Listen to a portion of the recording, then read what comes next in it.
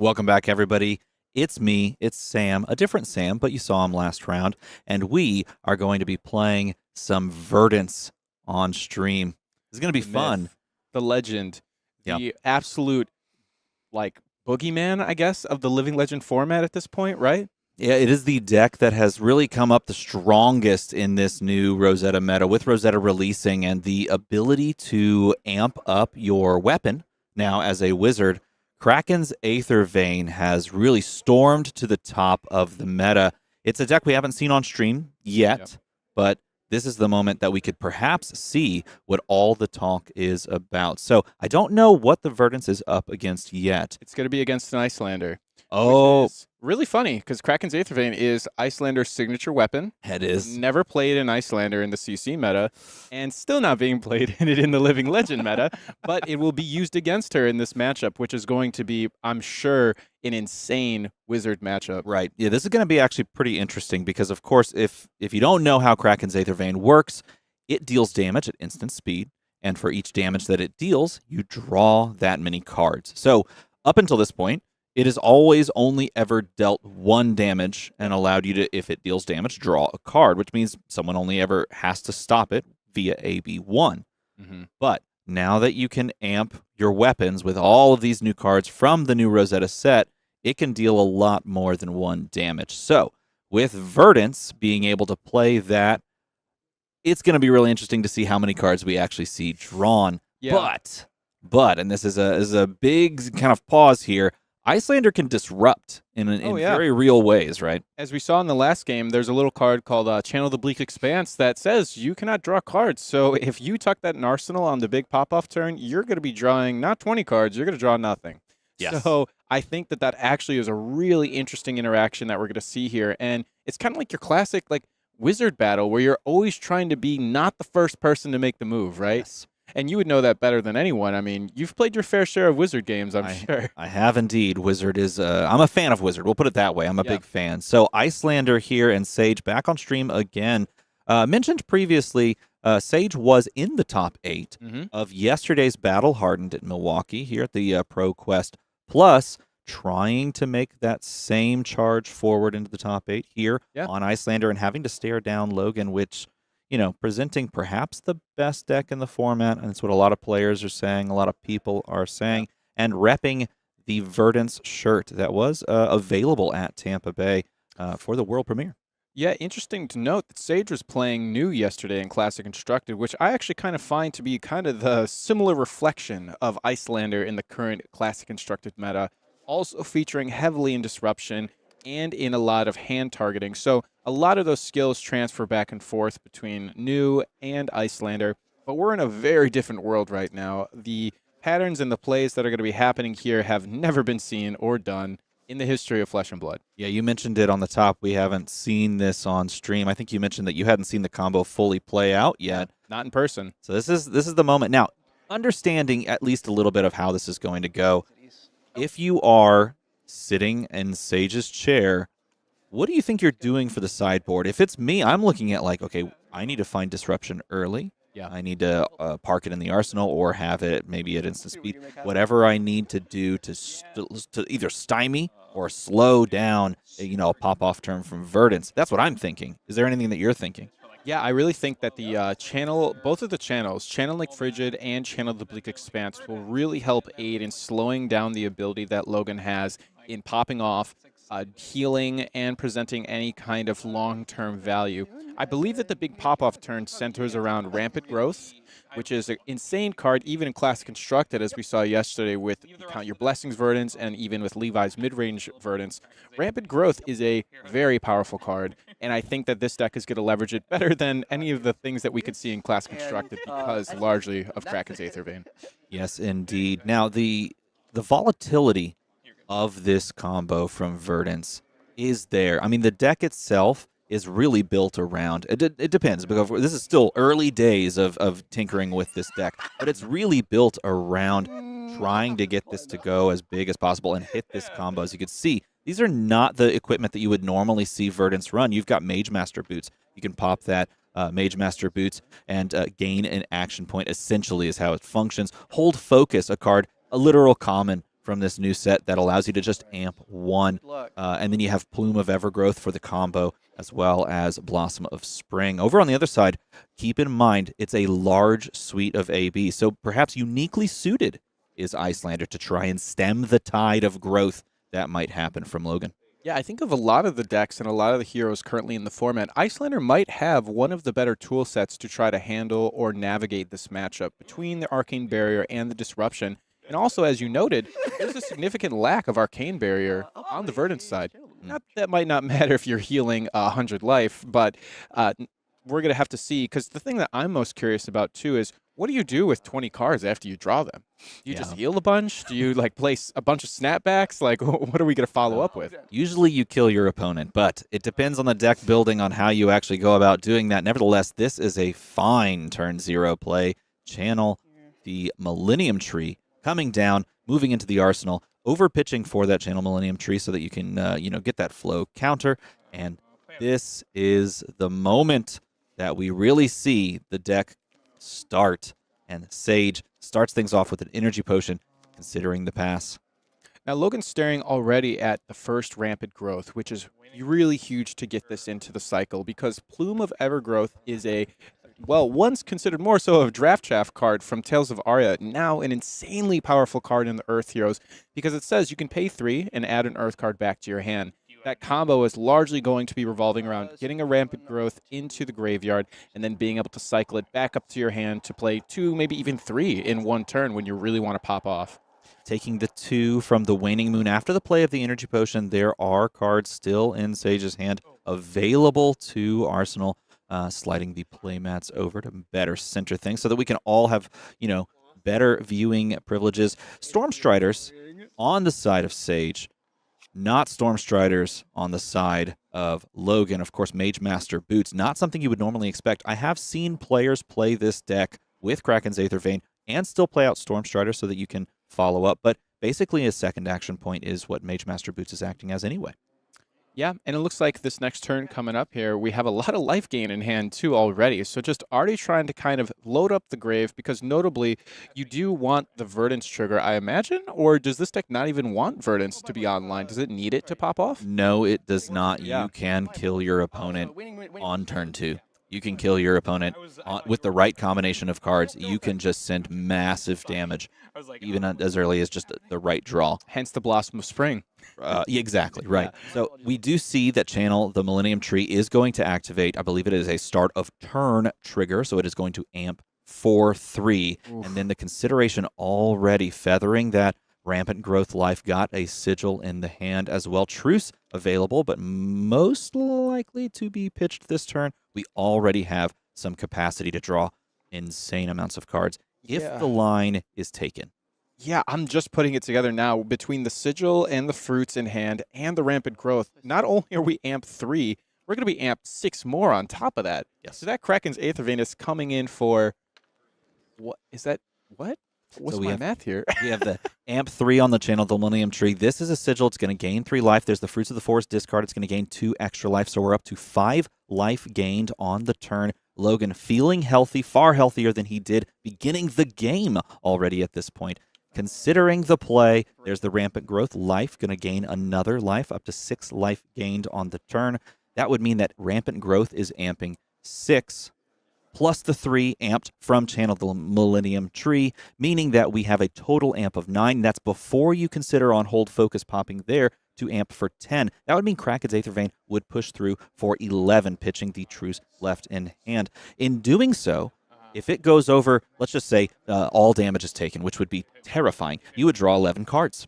Yeah, okay. Yeah, my brain thought 9, but I just couldn't even fathom the idea that this is going to be threatening already about 10 cards that you could draw from here, which is very scary when you're sitting on Sage's side. What do you even do in this scenario? I mean, how much Arcane Barrier do we have sitting over on Sage's side here, Steven? The benefit here is that we do have Stormstriders for AB2. We have Eluvian Constellus and Metacarpus Node for a total of AB4. So, like we mentioned, that perhaps uniquely suited is Iyslander for stopping and stymieing some of this damage. But even if you look at what we have on the board, AB4 on top of this, which is available, and maybe even some disruption from the arsenal, you're still looking at card draw central on this turn, and that's simply because we found our first copy of Rampant Growth Life, along with some great life gain cards.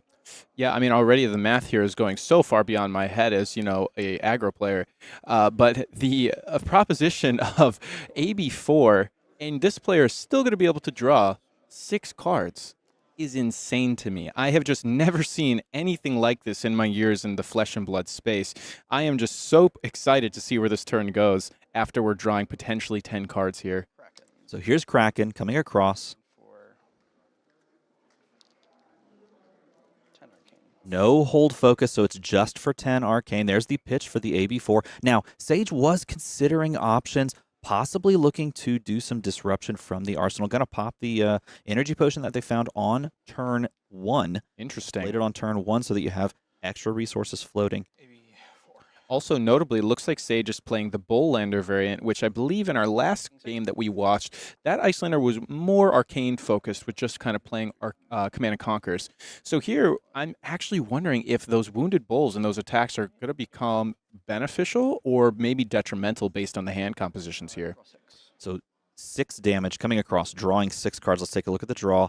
You have some Sift, you have some Rampant Growth Life. Yes, and again, this is what you can do. You can combo that Rampant Growth Life.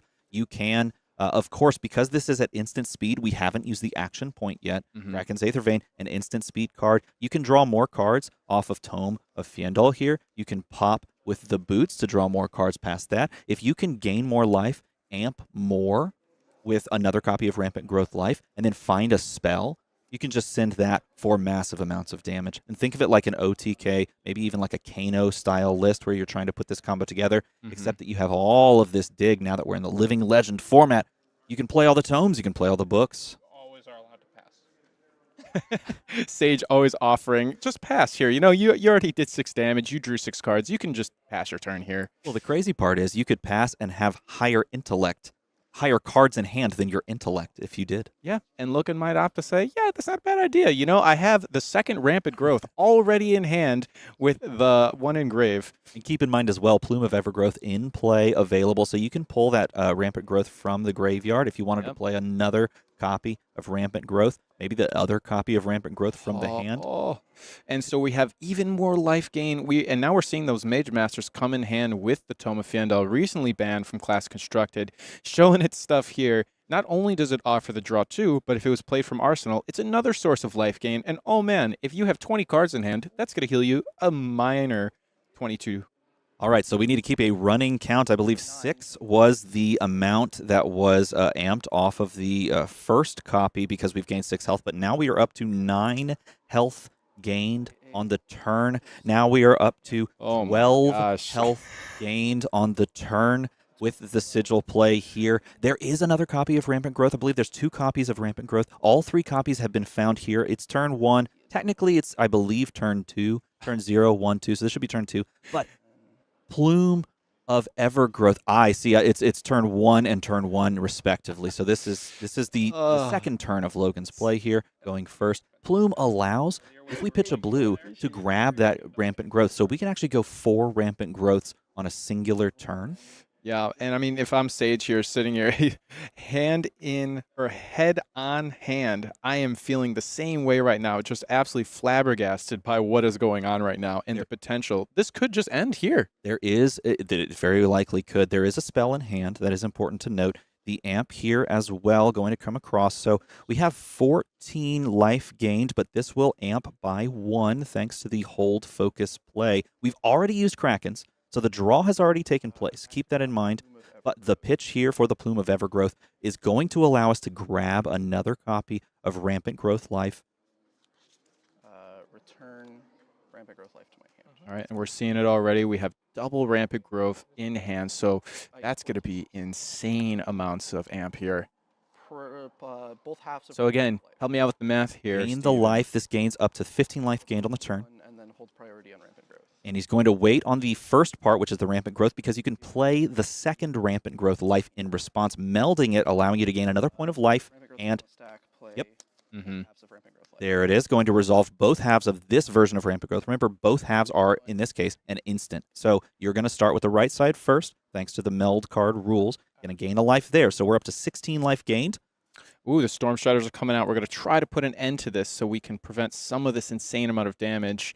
This is actually crazy good because this timing is really going to mess up the potential to capitalize on these rampant growths. This might have just saved Sage the game, to be honest. So Aether Ice Vein here, dealing 5 points of arcane damage. It is being fused, so it's going to force the card out of the hand unless they pay 2. Now, if that's the only spell, this could have been literally just the silver bullet. After everything is expended, you no longer have Plume. All 3 copies of Rampant Growth on the board in some way, shape, or form. 2. It's the same Rampant Growth that we've played. He's still got 1 more in deck, but we have all the equipment is gone.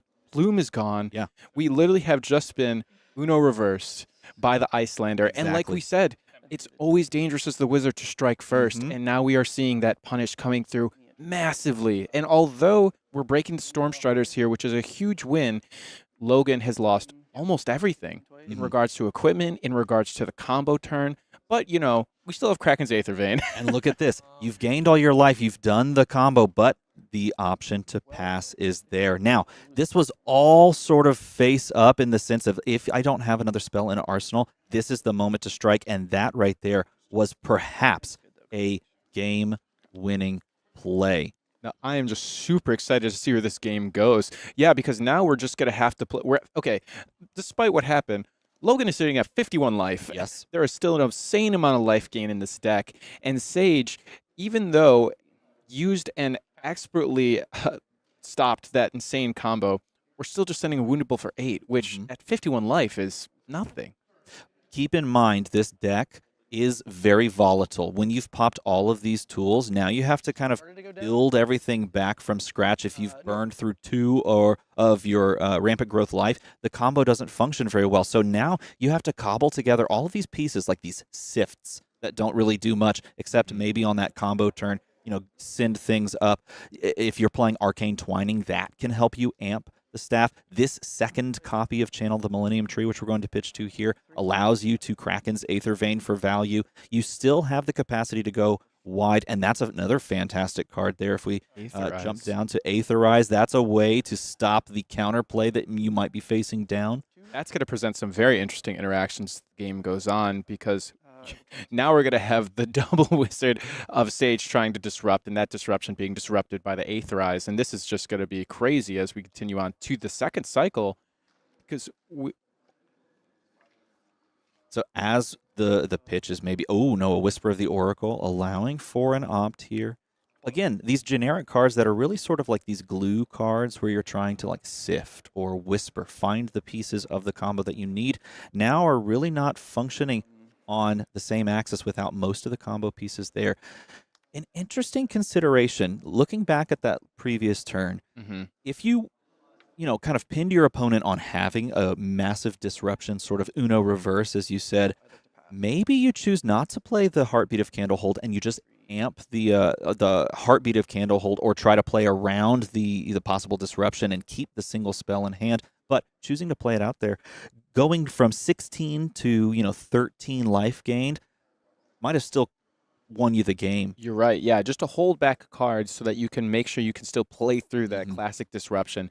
And now we're seeing again Sage back-to-back throwing another Wounded Bull.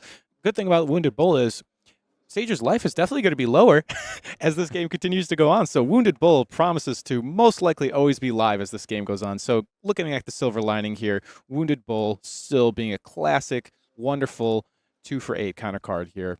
Third copy of the Channel the Millennium Tree is in the hand. We have an Arcane Twining Blue, which is a source of discard amp 1 as well onto the Kraken's Aether Vein. And you can still draw a lot of cards and deal a lot of damage over the top of what is now only AB2, as you see here. Losing Storm Striders means you lose half of your Arcane Barrier. You don't have that counterplay. So you can still just get there from this point, even though your combo has sort of been mangled, stuffed in one moment by the unique ability of Iyslander and a Wizard. You still have the ability to push over the top with Arcane consistently. Now, an interesting thing, we have the Toma Harvest in hand, which is perfect for filtering out that arsenal, filling up your hand, and the second channel, the Millennium Tree, which is going to be huge with the Kraken's Aether Vein here, which is going to present, at minimum, again, another 7 damage on the Kraken's Aether Vein. So, Toma Harvest coming out, we're going to filter some cards. We see the Tome and 2 Fruits of the Forest, which not currently in this state are going to do too much outside of the life gain, but it will still allow more Earth cards, which... Another thing, that channel, the Millennium Tree, probably is going to stay on the board for some time, granted all the Earth cards, if you can find ways to pitch them out of your hand. I think that is the biggest point right now, looking at your hand and trying to, weigh the options of maybe pitching 2 Earth cards over pitching for Kraken's Aether Vein here so that you can keep the Millennium Tree around. I feel like finding ways to either stack up like this or maintain a consistent pressure of Channel the Millennium Tree and consistent value is the real key. But here, this amp 3 from the first tree and the amp from the entering the arena on the second tree means that at base level, this Kraken's Aether Vein is already presenting 7 arcane to the 2 arcane barrier of Sage. Sitting on an arsenal, could have another counterplay scenario here, but when your opponent's holding that many cards, what are they going to do? I mean, as Sage here, you got to really consider your options of how am I going to win this game? What is the win condition? And now with AB2, you're always going to be on a clock with these trees on board. You can only block 2 arcane as each turn cycle continues to pass further and further down. Now, with this deck, there's Channel Millennium Tree, and then there's also Rampant Growth. Is there any other further amp cards, or are those really the only options you have to push beyond your base text of arcane damage? You might play Exploding Aether. Depending on how you build the deck, you might play something like an Exploding Aether. But here, drawing those cards, 7 damage was presented, 2 AB was thrown out in front of it. Got another set of card draw. That is the final copy of Rampant Growth Life. Looking at the board, looking at the scenario with the cards in hand, you've got Healing Potion as well. Autumn's Touch, notably, which is great, so you can pitch another blue so you can keep those channels up, because we are sitting with 2 Earth cards in pitch right now, so we just need 1 more so we can keep both trees on the board, which would be huge value as we continue on in this game. This Verdance deck is the, like you mentioned, perhaps the boogeyman of the format. A lot of players are looking at this, trying to figure out if this just breaks the format wide open. Now, looking at the health totals, I do believe did Sage take the health down already from the 5 damage that was dealt? I believe it was 29 prior, but I could be mistaken by that. It's a good question. We might have to see if those life totals need to be updated. Nevertheless, opting here with Whisper of the Oracle. Flicking through, there we go. Okay, flicking through the cards, trying to decide how best to play this out. I mean, you're playing a volatile combo deck. You have to understand at some point, in some way, shape, or fashion, that your combo may get stuffed. So you have to have a secondary game plan. From Logan's perspective and mind state, where do you think he's sitting right now? If I'm Logan, I'm thinking I need to find that last Rampant Growth, which is it in hand at this point? So now I'm looking, I need to put this in Arsenal, and I need to set up for one last massive turn. You still have a ton of life gain in the deck as we're staring at, what is that, 1, 2, 3, 4 Fruits of the Forest currently represented right now. That is a lot of fruit, and that is a lot of life gain as well as we move in these hands. So next turn, we're going to get Amp 6 from the tree already. And then if we have the Rampant Growth, that is going to promise to potentially close out the game. So if I'm Logan, I'm thinking next turn is the turn. That is where I want this game to end if I can make it happen. Taking a look down here at the pitch zone, I mean, it looks like a true wizard pitch zone. It sure does. On the turn of Logan. With some very odd options compared to what you'd usually see for a wizard. You are very correct. Toma Fiendal, a welcome return now that we're in the Living Legend format. But look at the overall cards in deck. It already looks relatively thin, and this is only turn number 3 at this point. I mean, the amount of cycle that this deck has is just beyond anything I can even think about in this game. I mean, Kano, you've seen many games where they end up with 10, 15 cards in pitch almost in those massive pop-off turns, and they can see their deck very quickly. But the amount of cards that have already been drawn just to hand and already been filtered with opting and other choices between, the Whispers, I mean, we've already seen, I would imagine we've already seen the whole deck at this point, or close to it.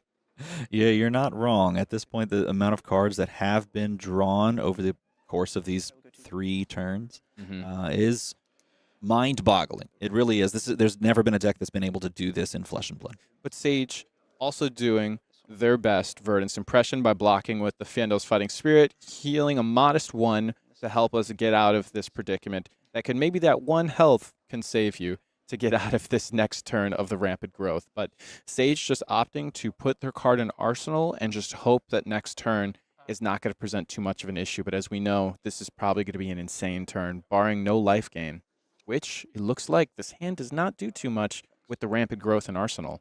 Yeah, Rampant Growth in Arsenal, and key point here, we did draw into a blue Earth card in the form of Tome of Harvest, which would send it to the bottom. So if Logan is looking to try and kind of reset, recoup everything, maybe you decide to send that down. That would be difficult to keep around these Channel the Millennium trees, though. If only there was a way we could draw more cards, you know? It's like, but look at that. We have some more. We are about to potentially draw 7 more cards. Thank goodness for that, you know? So here we go. We're going to be able to pitch into this. AB2, only drawing a modest 5 cards after this, hoping to find some additional life gains so we can really capitalize on the Rampant Growth in Arsenal and hopefully close this game out either this turn or get very close to it. The AB2 here, going to be drawing 5 cards. Go ahead and take a look at the draws. 1, 2, 3, 4, 5. 5 new cards. It's better than a normal hand of Flesh and Blood. No life gain, but another card that I have not seen in a my goodness. long time. This is a great way. Look at this fire breathing. A fantastic way to leverage massive amounts of cards in hand.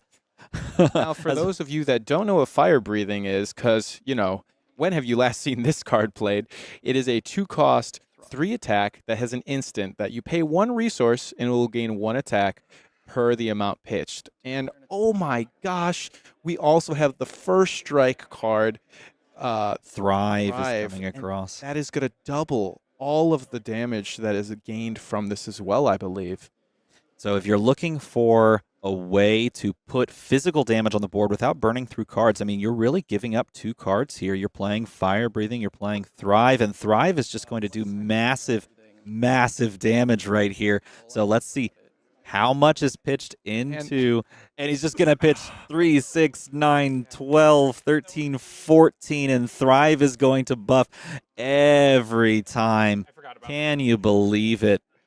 Oh my gosh, this is one of the most insane things I've ever seen in Flesh and Blood, because those are all single instances. So it gains an additional plus, for 33 damage. You know, as we saw at the beginning of that game, we thought, man, stuffed the combo, there's a chance. Never did I think that this game was going to end in the fire-breathing finisher. That is the first I've ever seen that in a game. You know, it's really interesting because when Iyslander first debuted in Everfest, before she actually showed up in Uprising, the prevailing combo deck that she had was kind of like that. Yeah. It was a fire-breathing combo, and I'm flabbergasted watching that play out because we had literally the perfect Uno reverse, and still building into the deck. I mean, credit to the winner, building into the deck the side combo that you could play into as well, to push a different axis, physical damage instead of that massive arcane. But I mean, that was something else. This is Flesh and Blood, people. This is the Living Legend format. This is Rosetta. We've been waiting years for this to evolve to this point. You know, I've always wanted to see Fire Breathing played. I've always wanted to see these other cards like Channel the Bleak Expanse, which keeps coming up, to really see it shine. Unfortunate that we didn't see a Channel the Bleak Expanse in this game, because I think that would have actually been a really strong counter to what we were seeing throughout that game. But when you draw 30-ish, 20 cards, we should go back and double check how many cards were actually drawn through that game, and those were, I believe, it was like 3 to 4 turns. Yeah, and the tree was up almost the entire game. I think the tree was up the entire game. So I mean, that was just on the Kraken's Aether Vein, just nonstop. Could not do anything about it. So I'm glad I saw it, and I can confirm to anyone out there who had doubts, deck is pretty good. Deck is real, and I believe now, I think it's 3-0, right? I believe that was 3-0. Yeah, that is 3-0. Yeah. That was table 1, and I think that we will probably see the deck continue to thrive and prosper as it goes into the following rounds here. Yes, so we're going to take a quick break, get reset for the next one. We'll be right back with more Living Legend action. If you enjoyed that, don't go too far because there's more coming your way.